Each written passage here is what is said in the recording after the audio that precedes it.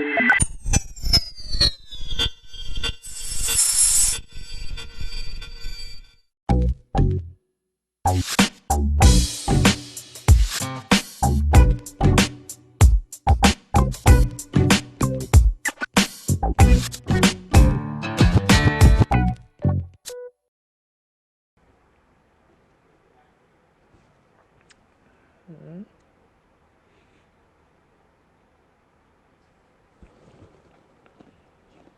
said 15 seconds. Won't you listen to reason? Will you open your eyes? It's a wonder what you'll find with an open mind. You may be surprised. Yeah! Gotta get away from this illusion for the sake of the world. This delusion, it's gotta go. Yeah!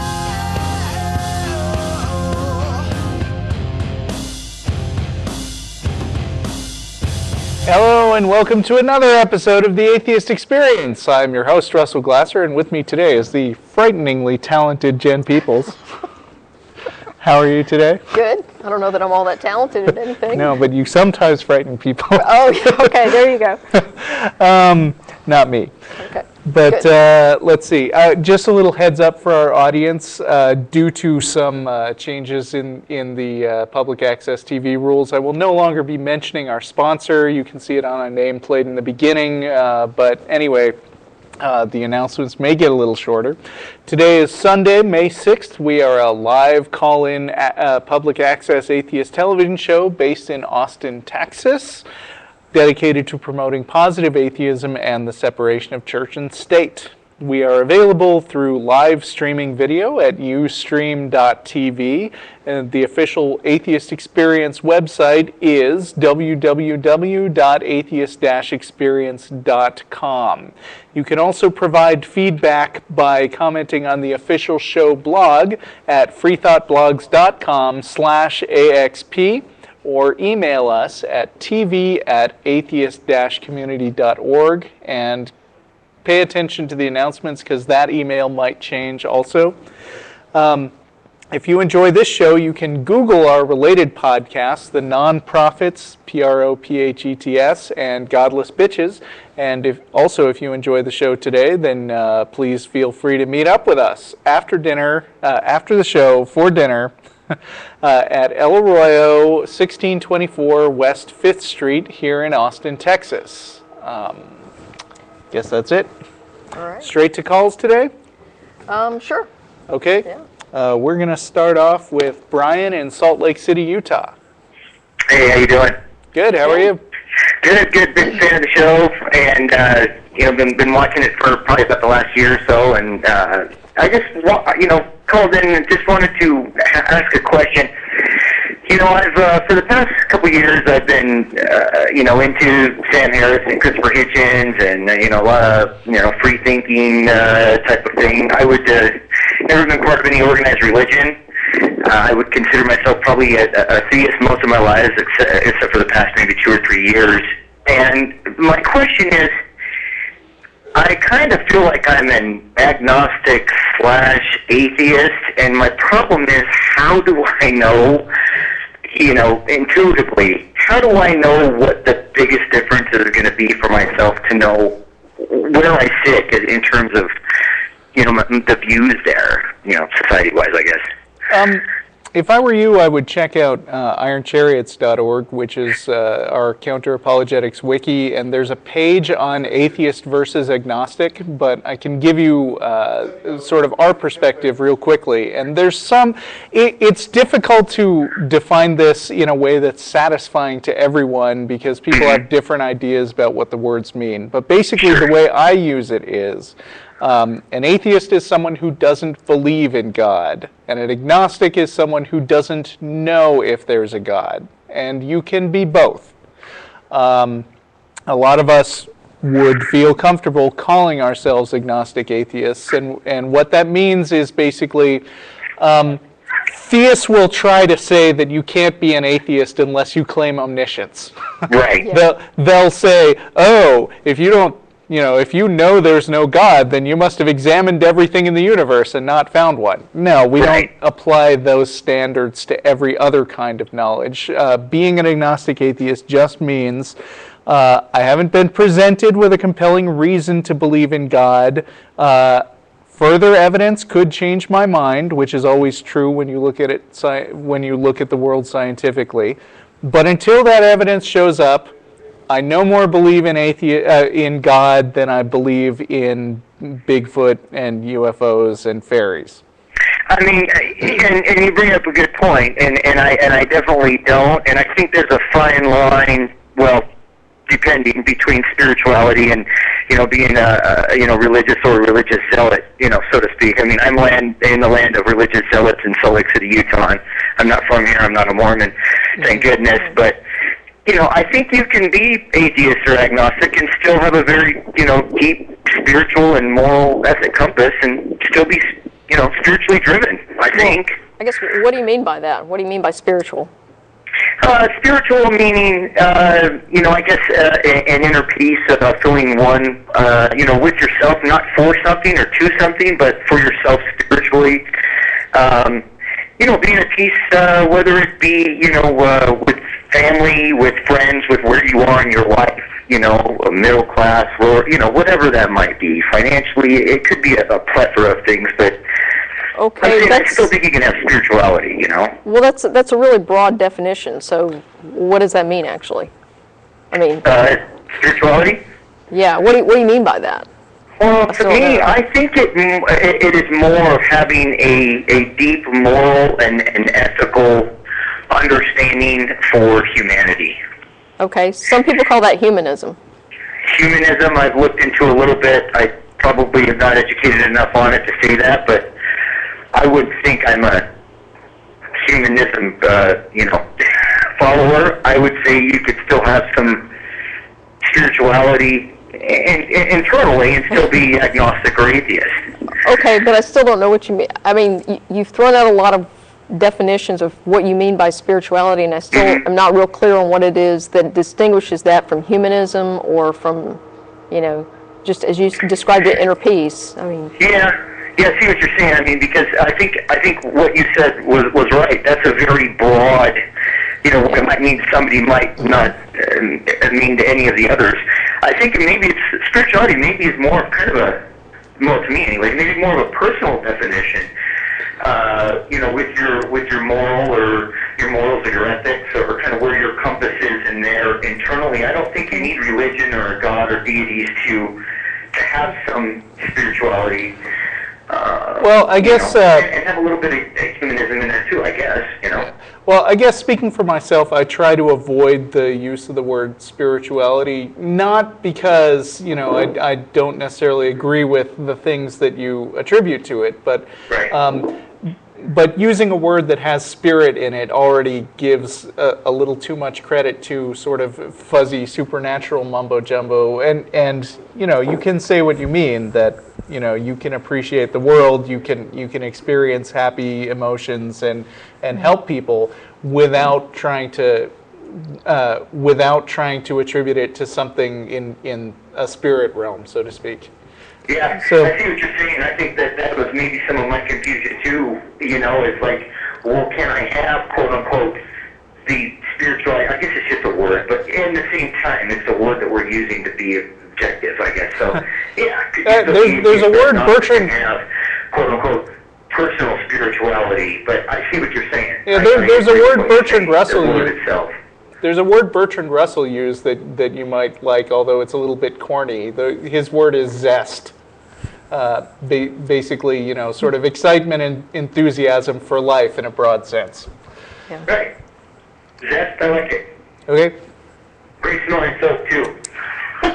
Yeah. All right, is that it?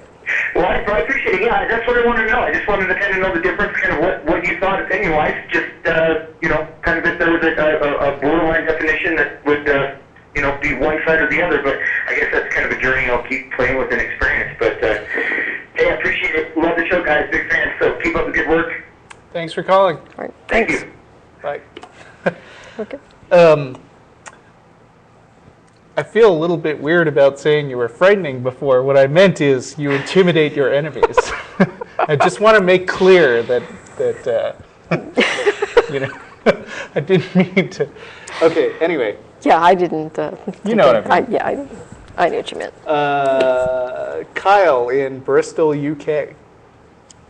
Hi guys, can you hear me? We can. Yeah. Hi, I'm okay. As I'm sure you can tell, I'm from the UK, but recently I've moved to Poland to do my PhD there. And I'm sure you know Poland is a very strongly Catholic country, and in particular, I've suddenly come across this Catholic priest. His name is Atheist. And as I mentioned, he's a Catholic priest, but has his own radio show, and he likes to dabble into Polish politics quite a lot. Okay. And he is in this radio. His radio show is called Radio Maria, and he has about 1 million followers, mostly over about 70. But like he's strongly anti-Semitic, anti-gay, anti-Muslim. Basically almost ultra-conservative, bordering on nationalistic. And his followers are, like you said, he has quite a lot of them, and they pretty much blindly follow whatever he says. Whatever his views on whatever the issue is, that's also their view on the issue, which is quite worrying considering what his views are. I'm sorry, this guy is located where? Poland. Okay. His name is Tadeusz Rydzyk. I'm not sure if you've got that. He has his Wikipedia page in English. Anyway, and I'll just give you one example. There was a plane crash in Russia a couple of years ago where the Polish president was killed, was tragically killed, and a cross was placed outside the Polish presidential palace in Warsaw. And about a month after he was killed, they wanted to move the cross next door to the church, which is literally 50 yards away. And suddenly, mass protest. We can't have it moved, even though it's there in the church, and you can go and see it any time you like. I guess my question is, to what point do you think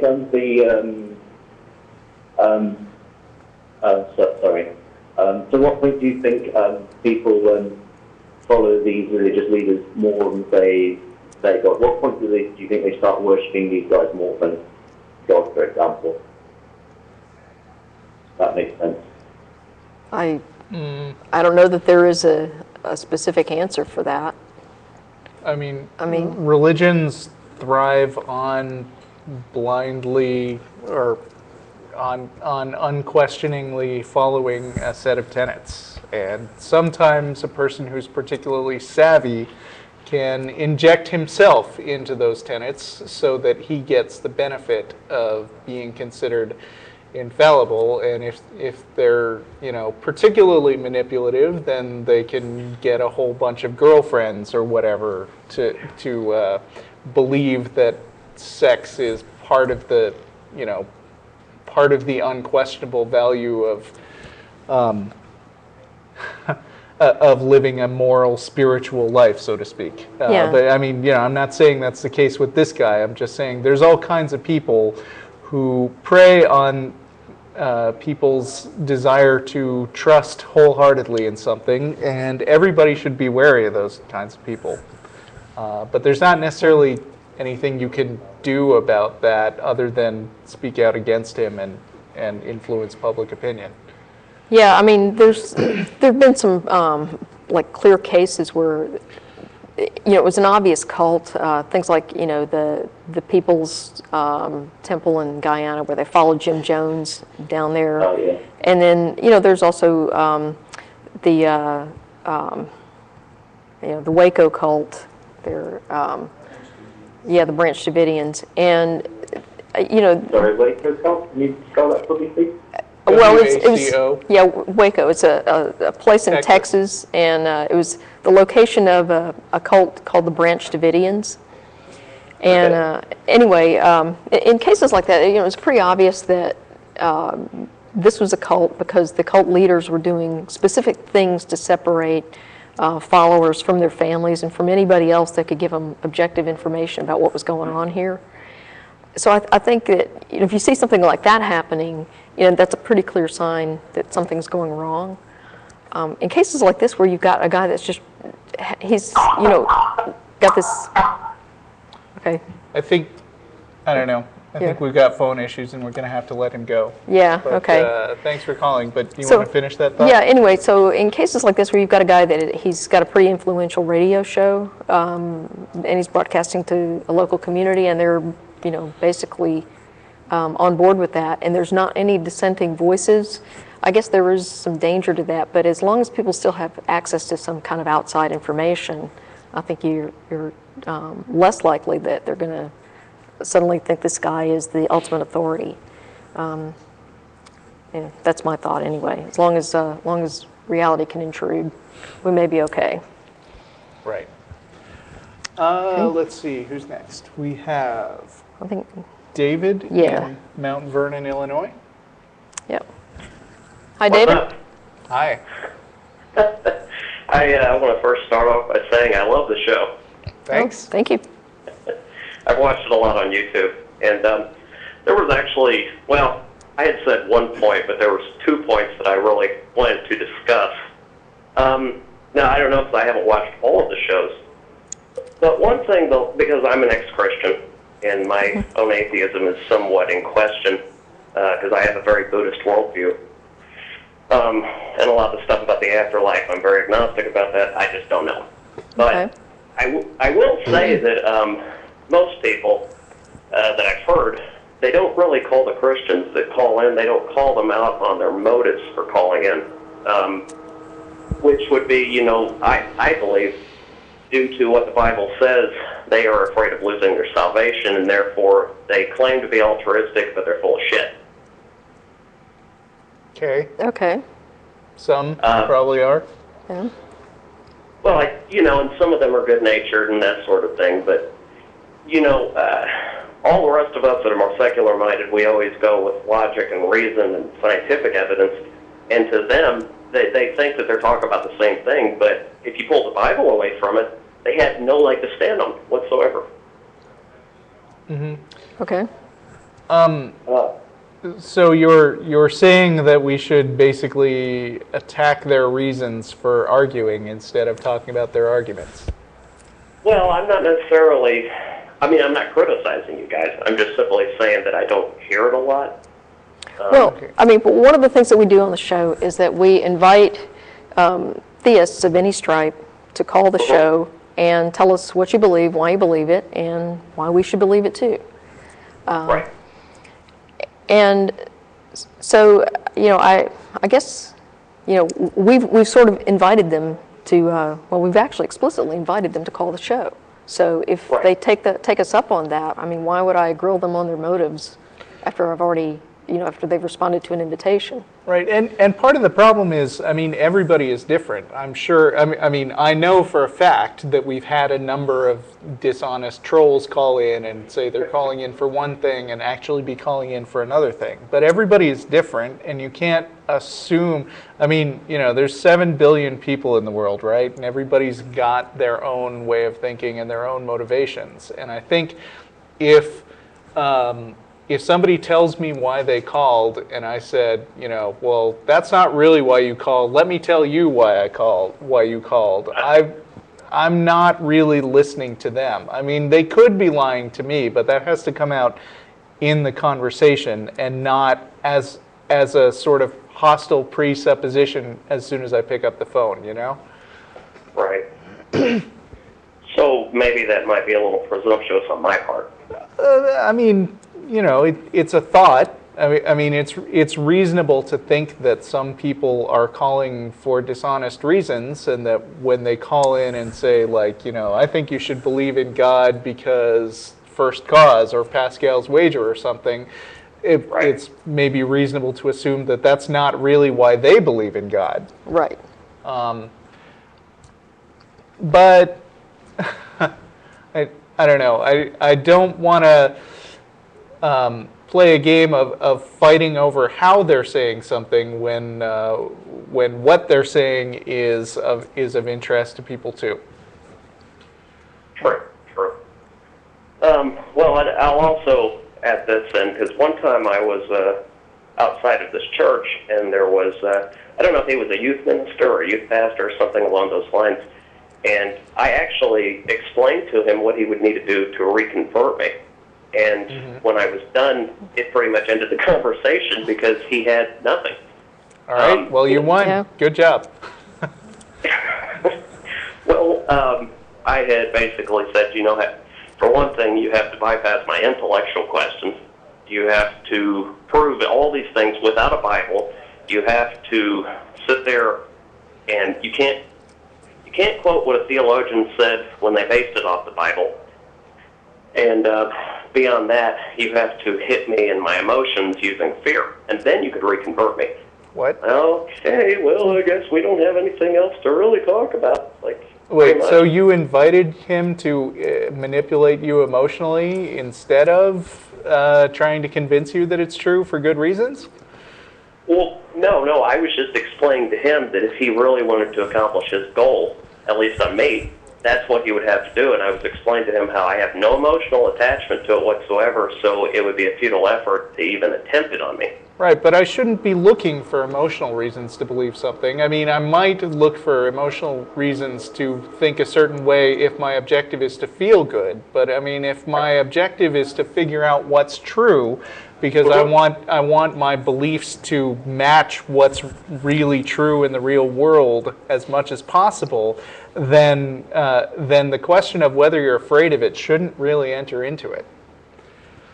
Well, I guess what I was really trying to point out to him is that, in my belief anyway, in order for me to believe that a man rose from the dead, I have to be afraid of going to hell, and since there's no evidence for any kind of an afterlife whatsoever, other than a bunch of contradictory accounts from all around the world in different religions, it would be an impossibility for me to believe that the impossible claim that a man rose from the dead.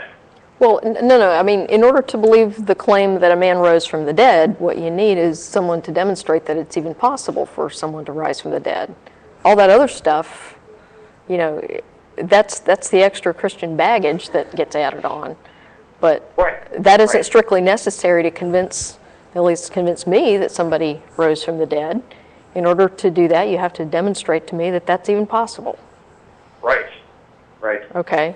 And if we really can't get past that point. Well, that was really the point I was trying to get across to this particular individual. I mean, but invoking the fear part and everything, that's, I mean, I've broken that indoctrination. The fear part doesn't work anymore. Right. So that isn't even a tool in the toolbox for a theist who wants to reconvert me. Right. All right. So that was the... Oh, I'm sorry. Oh, no problem. I think, is that about it? Well, there was one other question, and this is really quick, and then I'll get off of here. Okay. I am not entirely sure how to label myself because, see, I used to be a Nietzschean Buddhist, and but I was very adamant that I was an atheist because I believed in the law, cause, and effect, which is not sentient, it does not have a mind, it doesn't have a plan for my life, it's not going to reward or punish me, that all gets into karma. But can I really legitimately call myself, I know that's semantics, but still. Okay, do you believe that a God exists? Absolutely not. Then you are an atheist. That was Fair easy. enough. Yeah. Okay. That's kind of... All right. Thanks for calling. All right, thanks. Thanks for talking to me. Bye. Mark in Las Vegas. Hello? Hi, Mark. It's you. You're on. Hello. Hi. Hi. So you know about things like vegetarians, vegans, and like dietary choices that decide to include or exclude certain types of food from the diet? Yes. There's supposedly this lifestyle choice called breatharianism. I would rather call it a death style choice, actually. Yeah. So apparently some people have died from it. It consists mainly of just a couple eating weeks ago, nutrients. actually. Yeah. Yeah. There was a story in Switzerland where a woman who was in her 50s got the idea after watching the documentary film In the Beginning There Was Light, featuring an Indian guru. She decided to follow this fast in 2010, believing that she could live off nothing but sunlight, and Yeah. it turns out you can't. Yeah. So that she died on. I know that's surprising, but this story was reported April 26th, shortly after she died. Yeah. So there's this one guy that made this website about it, and he's quite clearly insane or messed up in the head. Whoa, someone is wrong on the internet? Oh my gosh. So I'm going to try to explain it just for people that don't know what it is. Mostly it's gaining nutrients from breathing air, getting it from like light and sound. Like there's extremely little food involved, but he does say you can eat some things. Mm-hmm. And Well, all the touchy-feely New Age stuff is all well and good, but you know, it turns out science actually has something to say about what we do need to live, and you ignore that at your peril. yeah, well, supposedly you can eat two types of foods. Diet Coke and double quarter pounders with cheese from McDonald's. Yeah, Those are the Okay. only two foods you can eat. So, hilarious. Yeah. Yeah. Next. Yes, because Hindus eat double quarter pounders with cheese. Right. She was found at McDonald's eating that. Oh, really? Oh. Yeah, so that's what he was joking about. Oh, Okay. okay. So Oh. say that because I don't Oh. know if the mic. She apparently, Linnea is telling us from the audience, she was found at McDonald's, so that was a joke. Oh. Sorry, Mark. Sorry about that, Mark. Anyway, let's Okay. see. Let's see. Clinton in Lockhart, Texas. Hey, how y'all doing? Good. How are you? Hi. Good, good. Now, before I start, I just want to say I'm definitely a firm believer. Okay. You know, I respect, and I'm a Christian, to clarify that. Okay. And I respect, you all believing or not believing what it is that you do or do not believe, as it were. But, I just had a few questions to me that I guess you have to start off by saying, from my perspective, there's no way that I could prove to you that God exists any more than you could prove to me that he does not. So, Okay. right from the jump, it's a debate that can't really be won either Well, way. But you the must have a reason the for nature calling, of it- though. And I'll let you speak after, because there's something particularly I want you to address. Because here's the Okay. thing. My question for people who don't believe in God or some kind of higher intelligence, okay? What happens to your consciousness when we pass from this third dimension? Are we just done? Is that it? It's a wrap? It You ends. don't exist. There's no thought. You're just wiped clean from the slate of the universe. Yep. And Yep. if you believe that that's true, then how do you derive any meaning whatsoever from life? Because in order to derive a meaning for something, you have to have a perspective that is, in a sense, higher or elevated from it, so you can look back on it with perspective and say, that's what that meant.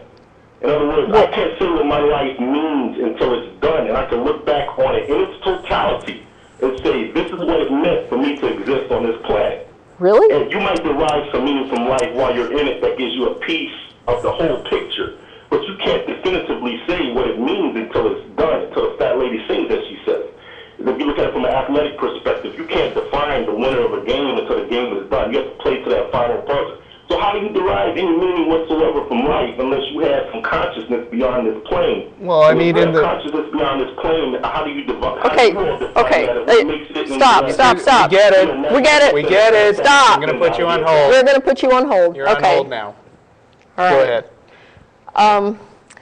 Yeah, first of all, I'm perfectly capable of giving my life meaning and purpose and value. I don't need to know that there's an afterlife afterwards or even to believe that there is one.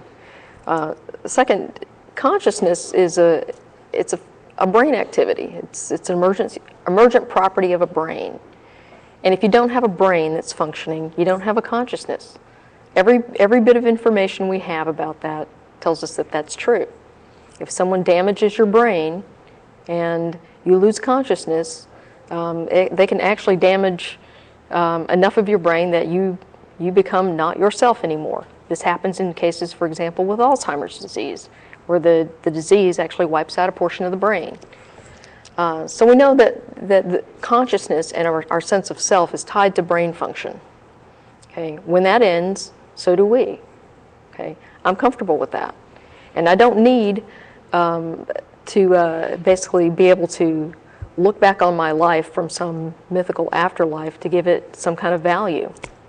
Right. You say that you can't evaluate something until it's all over, but I think you're just engaged in moving the goalposts, because you're never going to get to a point where you know everything. Even if you were able to look back on your own entire life, you still wouldn't know everything in the world. I mean, to use your sports analogy, you can say after the game's over who won, but you can't say, like, you know, who won every World Series ever and distinguish a pattern like that. But that doesn't bother us. You can still look at a particular game or a particular experience that you have as a human being, or sum up somebody else's life and figure out the way that it touched yours, or contributed to other people's happiness, and be perfectly satisfied with that.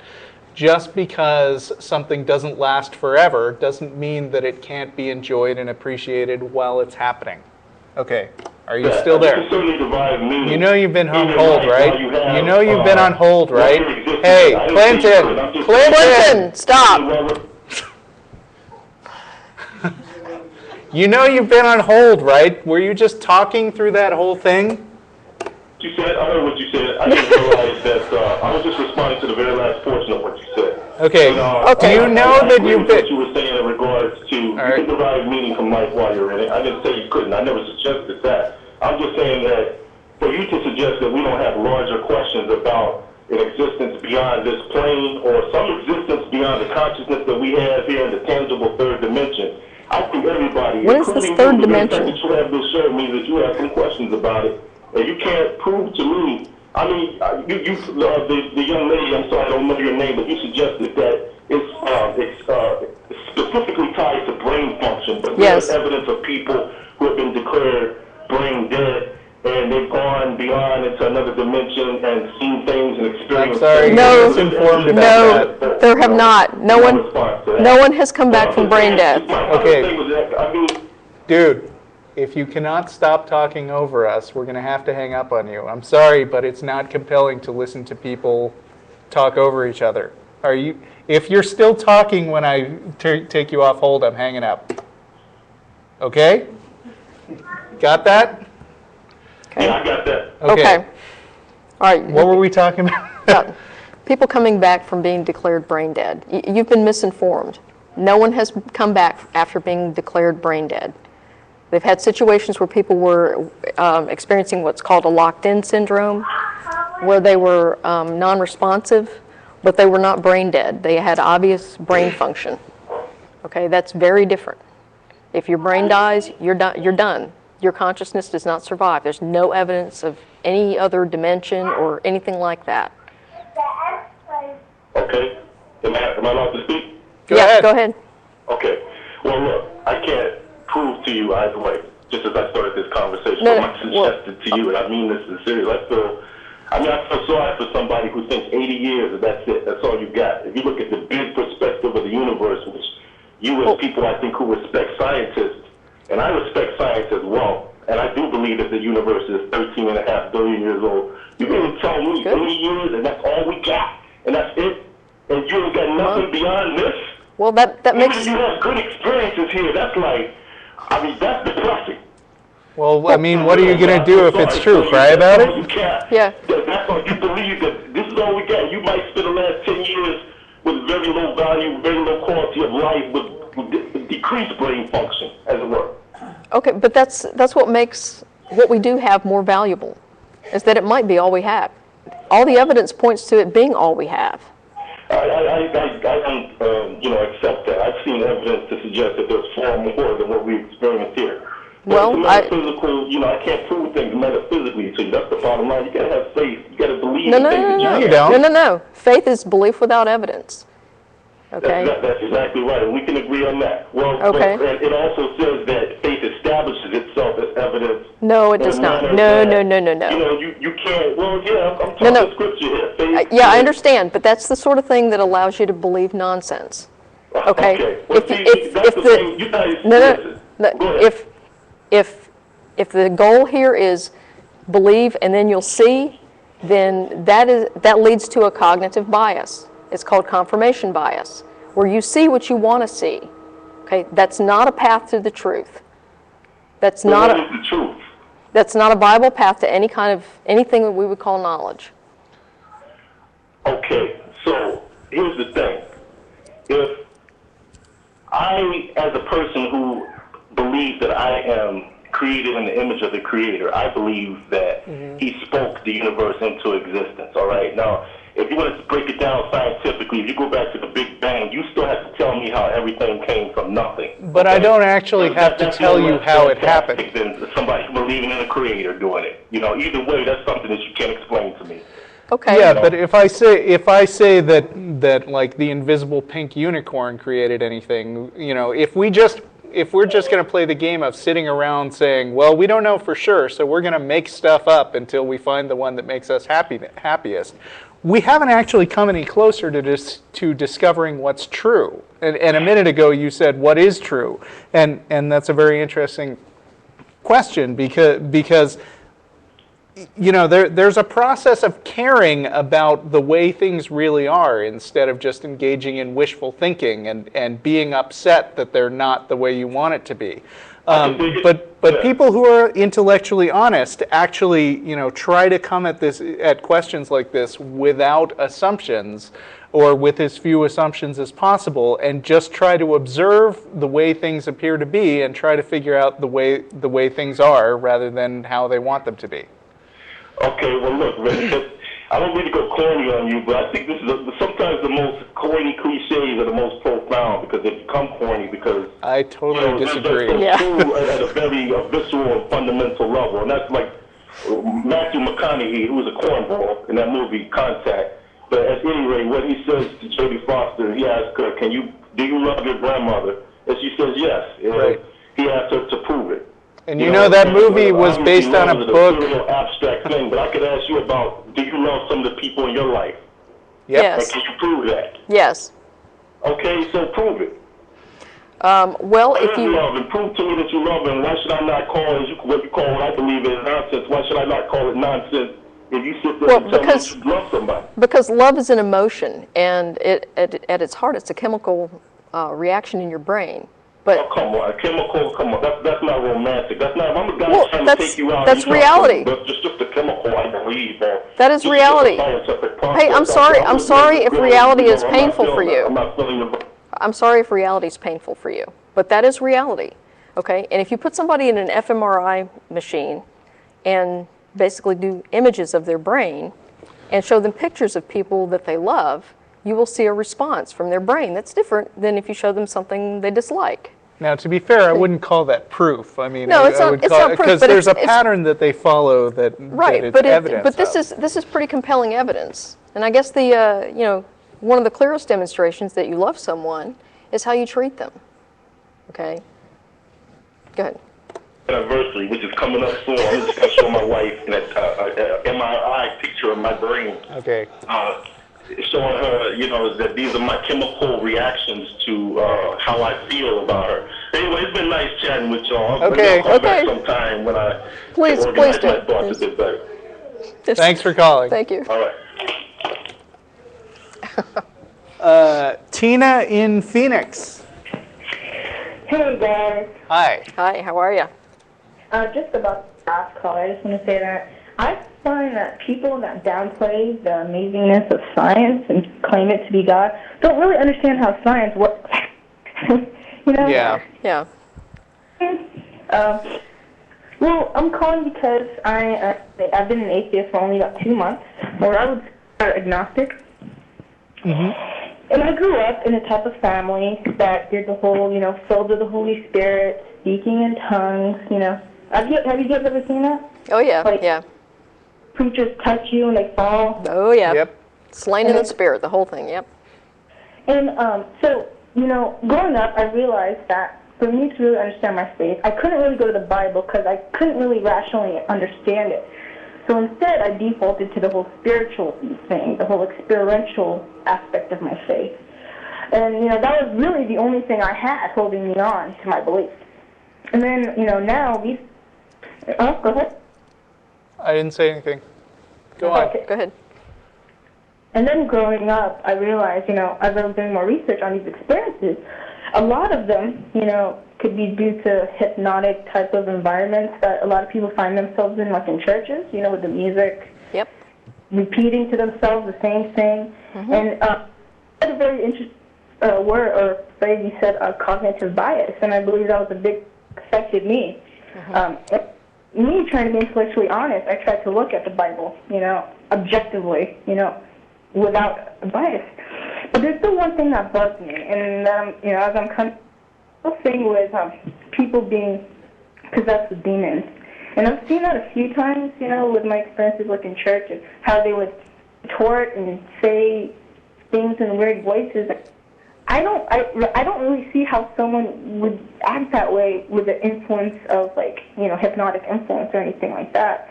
And I'm basically calling to see if you guys have any type of resources that can explain these kind of phenomenon, or if you guys have experienced it. Yeah. Okay, so basically you're trying to, if I understand the question, you want to know how it is that these cases of demon possession could basically exist, because who would fake that? Is that basically the gist of it? Because, when people say they're filled with the Holy Spirit and they shake, I can understand why someone could believe they're doing that. That's not supposed to be demons, is it? No. So you understand why people would say they're filled with the Holy Spirit and they shake and speak in tongues, but why would someone say they're demon possessed? And okay, it's probably basically the same thing.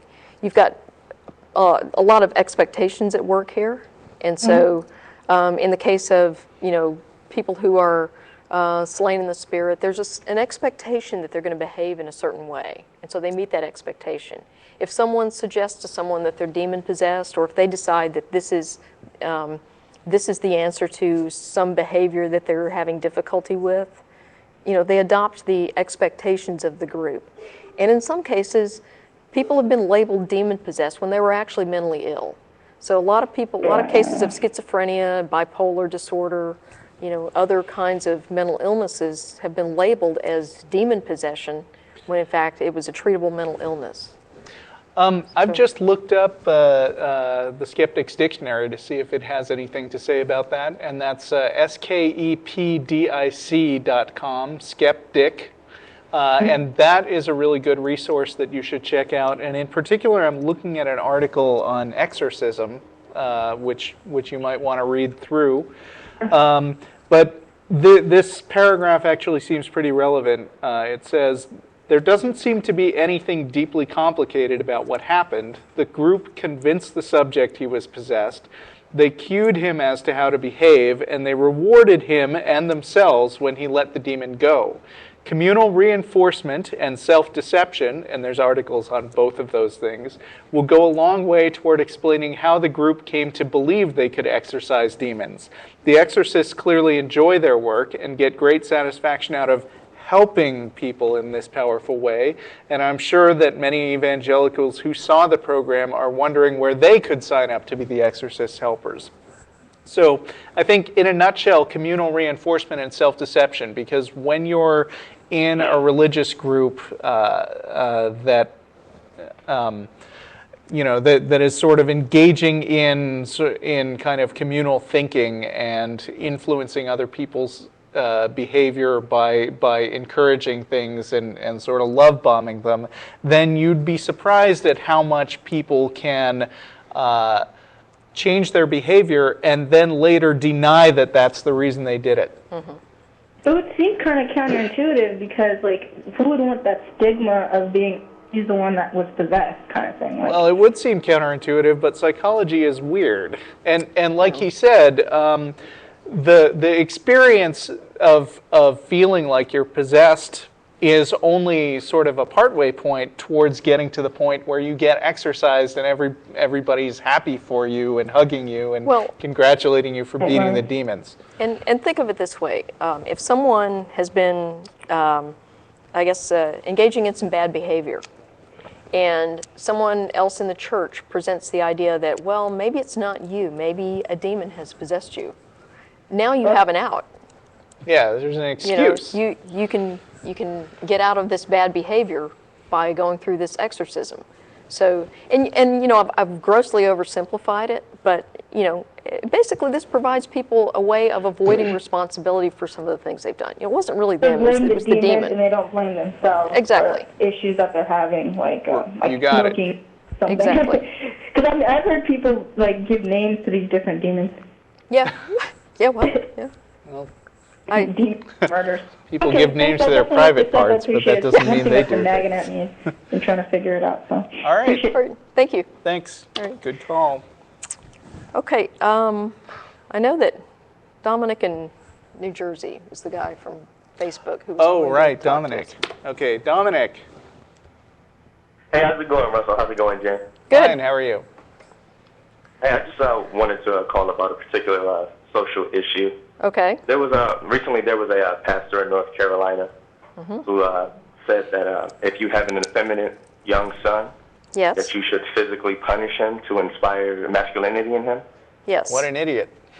Yeah, I agree. I completely agree that it is wrong to physically punish your son or to punish your child, period, because of how they may behave.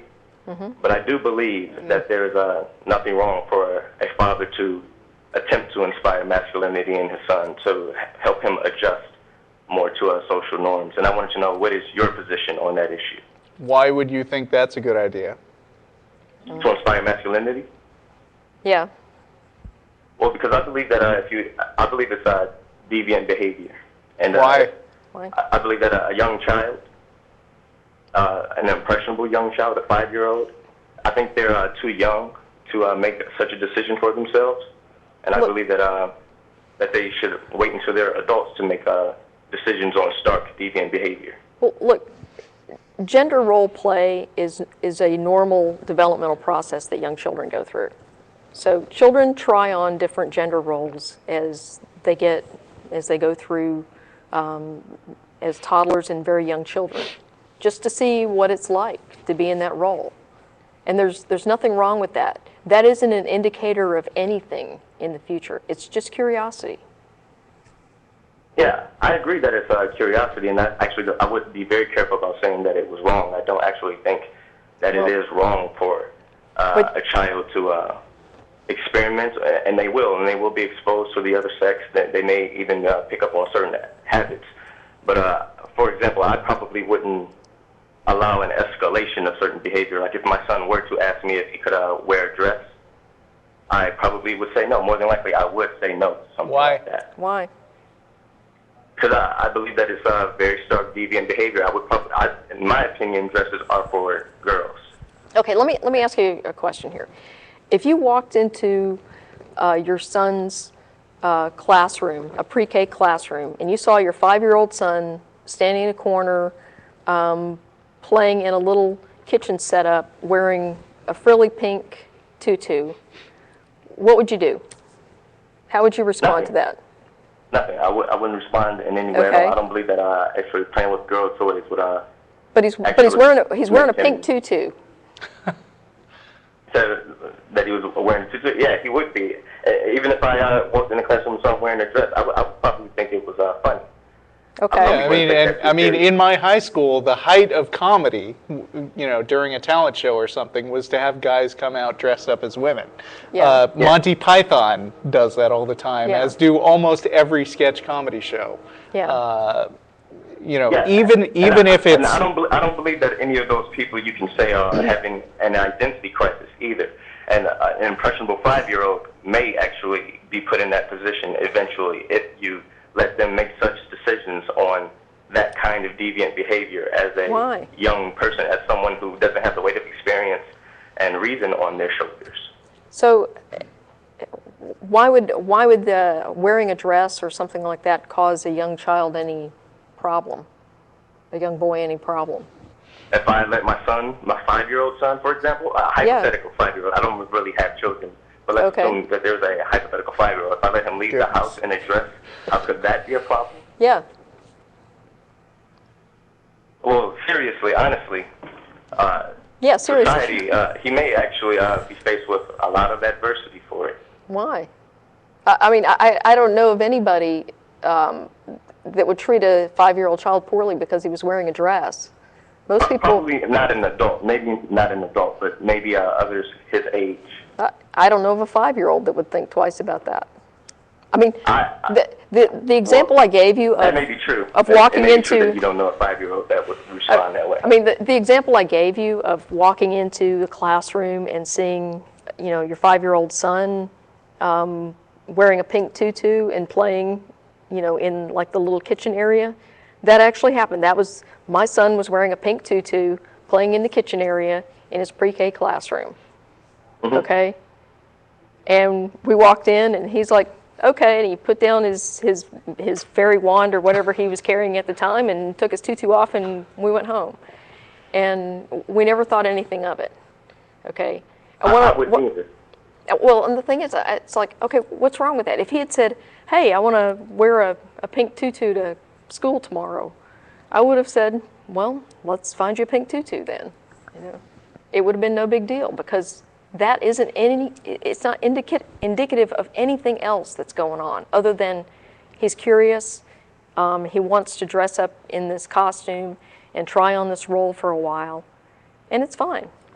I mean, some of the other things he came into, he said that he wanted a kitchen set for Christmas one year. He was about 3 years old at the time. So we bought him a kitchen set, and he still has that. He doesn't play with it very much anymore, and I think we're going to end up giving it away soon, but he had this kitchen set that he played with. For the longest time, he told us he wanted a pink baby, okay? And we thought that he meant that he wanted a sibling for a while, and then he clarified that that's not what he was asking for. He was asking for this little pink doll that has measles or some kind of rash, and you rub it on its cheeks and it gets better. So he basically wanted a doll that he could take care of. And so I actually just remembered my son wanted, you know, a doll, and I was the one embarrassed walking through the girl aisle, but I got it for him, and you know, it turned out in the end that he was not interested in it for very many years, but you know, if he had been, whatever. Yeah, well, I mean, my son still plays with this doll from time to time. You know, it's his baby. He takes care of it and everything. And, you know, a lot of people have freaked out over that and said, oh, you got him a girl's toy. And my view of it is that, okay, what he's learning is how to take care of somebody, you know, another human. And later on, if he decides to have children of his own, you know, this kind of play may be valuable to him. Even if it isn't, it's fun for him, so there's no big deal. Well, yeah, that's very easy to understand. I can understand how a young boy playing with a doll may make him more nurturing as an adult, for example. Yeah. And but I do see a difference, though, if my son asked me or told me that he wanted to be a girl, for example, or that he wanted to wear dresses. And I would probably make it clear to him that dresses were for girls and that he was a boy. I would probably say that to him. I would definitely approach it with tact, sensitivity, some dignity as well, but I would more than likely tell my son that he could not wear a dress and that he could not adopt certain things that are typical of women. But I have been met with a lot of adversity from atheists, particularly, for that issue. Well, and I guess part of it is that I, for one, don't understand why someone's choice of clothing would be that much of a problem, especially a young child. I think it can help in developing an identity.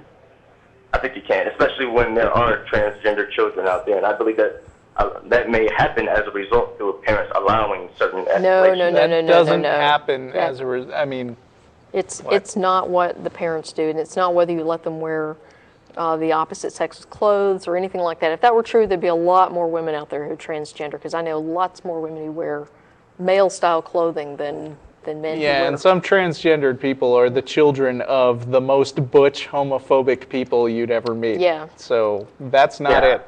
Yeah. American Beauty. I think what you do. Isn't that one of the There is a subplots? criteria by which doctors use to diagnose transgender children. And I believe that allowing those But we escalations don't to see it as a disorder, and that's probably where the difference comes in. Yeah. But we're going to have to... I didn't hear that, actually. We don't see it as a disorder or deviant or evil in any way, and that's mainly I don't either. where I don't the... see it as evil, but I do see okay. it Then there's no problem. We're going to wrap up the show pretty soon, so thanks for your call. As a reminder, I'd just like to let people know that you can come to El Arroyo after the show on West 5th Street, get there around 6, and we'll see you there. One last call. Your call, Jen. Okay. We had a guy on here who wanted to ask about a question about the Bible. Okay. I think he dropped off. Or Oh, maybe he's on. gone. Is he on line 4? I don't know who that is. No, I think they dropped him on purpose. Oh, okay. Okay. All right, let's take... You hit the button. All right. Let's see. Okay. Keith, you're up. In Hey, how New you Jersey. Hi. I was just want to call and let you know I had first talk with my parents about being an atheist after about 2-3 years yesterday, and one of the best advice I think I got was from you, Jen, in particular. I remember years ago I think you spoke about Bart Ehrman. Okay. And I've studied his stuff, I mean, obsessively, and most people don't really understand that you can find out what's factual about, you know, the Bible and so forth, and they don't grasp the concept that that there's manuscripts that are studied, and, you know, you could see the changes, and, you know, that most of what pastors and priests are taught, they don't teach to the people in the pews. Yeah. And not many people know that. I mean, I haven't really come across anybody that knew that. Hey, Keith, And I don't want to rush you, but we've got like less than 2 minutes. If you don't make it all the way through this call, we can put you on hold and pick you up after the show, but keep going. Okay, yeah, I just wanted to say real quick that it was, I mean, my mom was really beside herself, had no idea what to say, and she was extremely interested in the whole aspect of it. I mean, she kept going about how it's emotionally important, but then I kept reiterating the fact, well, don't you care about what you believe is true? And then she kept going back to, yeah, I do, and it was like almost like a circle, and after a while she realized what the circle was, and it was just, you know, I just wanted to let you guys know that, and I think that the whole fact of researching the Bible and knowing the Bible as far as what biblical scholars say about it is real important, and it really hits people hard that really don't know that. So. Okay. Well, I'm glad that we were able to help, and thanks for letting us know. Mm-hmm. All right, guys. Right. Thank you for calling. Thank you. Take care. Okay. Bye. All right. And we're down to the credits are going to pop up like right now. So, Yeah. So that's our show, everybody. Oh, look, there they are. I am a prophet. You are. That's our show. See you at El Arroyo. Thank you, everybody, for tuning in. We'll take a couple of calls after the break. Oh, Sam disappeared. Oh. But thanks and bye. Thank you, Jen, and the crew. Thanks.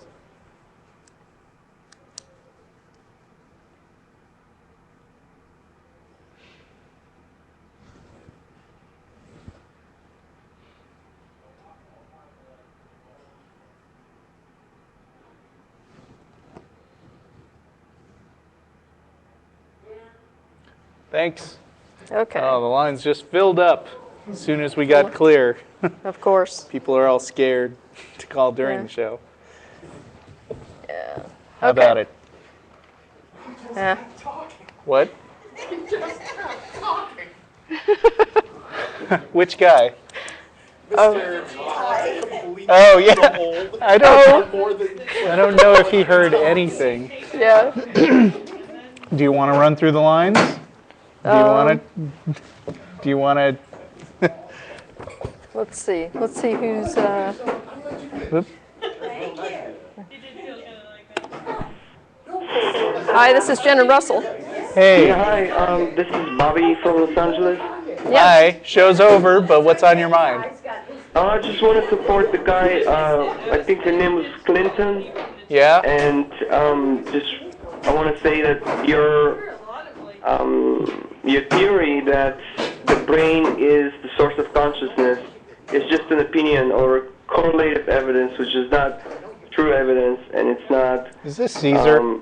It's No, not this a is point Bobby of opinion from that Los can be Okay. proved, because you cannot put consciousness in a test tube, or you cannot put consciousness in an MRI machine. You can just observe the functions or the brain functioning in an MRI machine, but not the actual consciousness.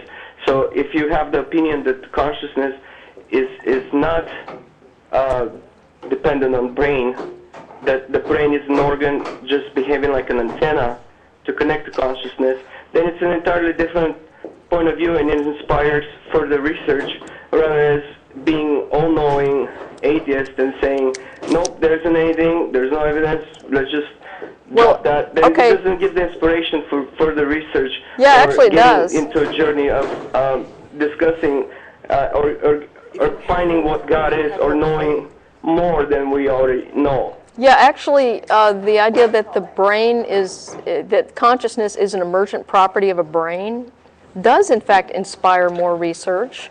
There's a whole field of research called cognitive neuroscience, and you should probably look that up, because it'll I've been enlighten arguing you. with neuroscientists on YouTube already. I've been attacked on YouTube. by atheists. I don't think Right. scientists Since don't I do appeared on stuff your on YouTube program. mostly, unless Yeah. they're like Neil deGrasse Tyson, because he's really cool. But Yeah. Well, the main problem that I have is that everything is related to being mentally ill or schizophrenia or whatever, as if it's a bad thing. And it's not even looked at into a door opening or opportunity to explore different realm of consciousness. It's not even discussed that way. It's looked at as a symptom or something that, and you put all those negative connotations. So everybody who was witchcraft blamed in the past is now called a mentally ill schizophrenic, and it's just put in that category by atheists, just being completely disregarded and bullied or laughed at with being mentally ill or whatever, except of looking at it as a chance of opportunity to review things that are different perspective, different point of view. But that's what neuroscientists do. Yeah, that's what catching consciousness. Cognitive neuroscience is looking at lots of different things, and religion, actually not so much. So. Well, I'm not saying that I'm not following a religion, and I'm just in the search for God, just like anybody else. But I wouldn't go to the lengths of the extremes of saying there is no God. Now, I would never say that. I would never step up and make that claim. I would just keep on going and looking at the journey and looking at it as the used cars. I would just get a used car if the mechanic says it's. Okay, you're done. All right. All right. No. Neuroscience cannot be compared to used cars. When you go off on the used car Apparently. thing, we're done. What? What? If I talked about something, it would be that. So many people don't know what the fuck. They always say it. Oh yeah, because you did that whole thing on souls that one time. Okay. Well, you should totally come on the show sometime. Oh look. we need a camera for it. Troy had a tantrum on email. Yeah. If you're not prepared to do that, then we're done. Okay? You see that? Are you prepared to do that? I'm coming to the table without any claim at all. You see that? Okay, So then you there's should no come need to Then- talk to yeah, you. we're done. If you've got nothing to say, we don't want to talk. All right. Food! What's up, chat room? You need to get into the hold button. I think they can't see us. No, they can't see us. Oh, well. No, they see us. Sup, guys? Okay, somebody's complaining that he's banned on Ustream. Whatever. It's like, I don't care. I don't know why you're banned. Horns. Who was it? Otto with 2 underscores. What? It's that guy. He's still complaining. Yeah. He's still complaining? Yeah, I Who? remember I kicked him Otto from underscore. Otto with 2 underscores. Oh, okay. Please add a Skype chat. That wouldn't help. We already have full lines all the time. He's asking to be unbanned, so I feel like fine, give him another chance. He's going through the correct channels and asking. How do you get unbanned? That's true. He didn't raise a fuss in the channel. Well, he can't. And is he saying please? Well, unless it's an IP ban, he could create another. When is the next Godless Bitches or Nonprofits? There was a Godless Bitches this week. Yeah. I don't know that there's any intention of not doing one next week. And yes, I agree we need more nonprofits. And pretty soon we're going to be inaugurating our building, so I hear. Yeah, the shelves are going to be installed. And so we won't have to rely at that point on Dillahunty International Studios anymore. But as far as next week, I don't know. Mike the Infidel, get somebody to sponsor me and I'll go anytime. That's it. Bye, everyone.